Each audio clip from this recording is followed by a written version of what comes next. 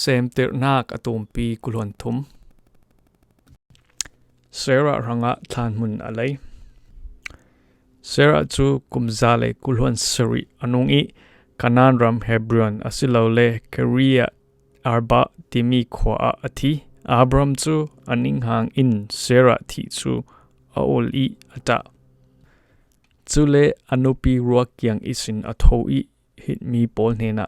Kehi alang te I mikhwal le miwai kasi. Kanupi phumnak tinga nanram hi malte tel in izot ramu tia adil.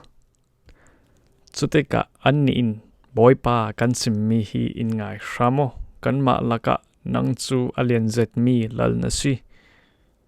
Churanga kan nei mi thlan mo lak athabik mi a nanupi chu phum kawo. Nanupi phum na ka chun zomanin kan thlan mun kan uilo ding tia anti. Chuteka Abram chu atho I anmaya akun I. Hiram I kanupi phum dinga nanlung akim a chun hitmi pa zohar I fapa Efrion in. Makpela lungpuk chu izor dinga idil sakramu. A lungpuk chu alauram ne nak a asi.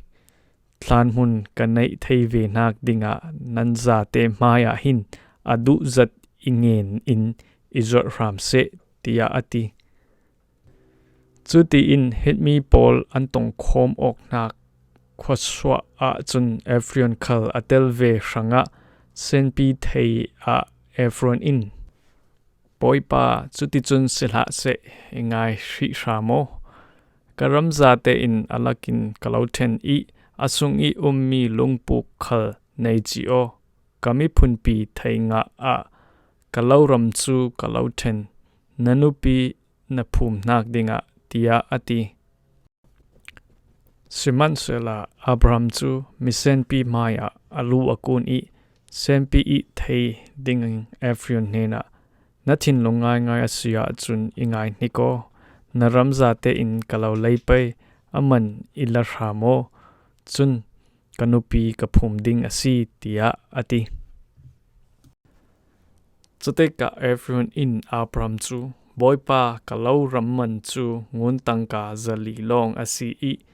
Nang lekay I karlak ziang tlak so asilem.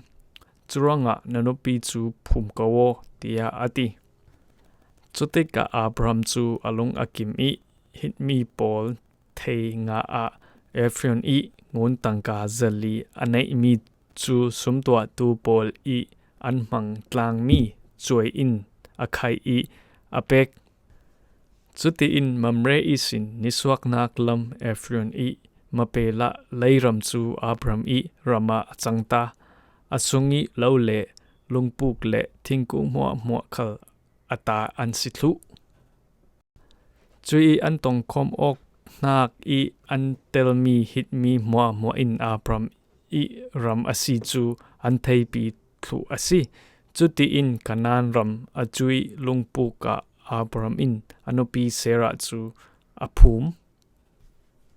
Churanga hitmi pol I ram araksida mi chui ram le asungi mi lungpuk pol chu Abram I rama arungchang I thlan mol a atwa. Seemtirnak atumpi kulon thum.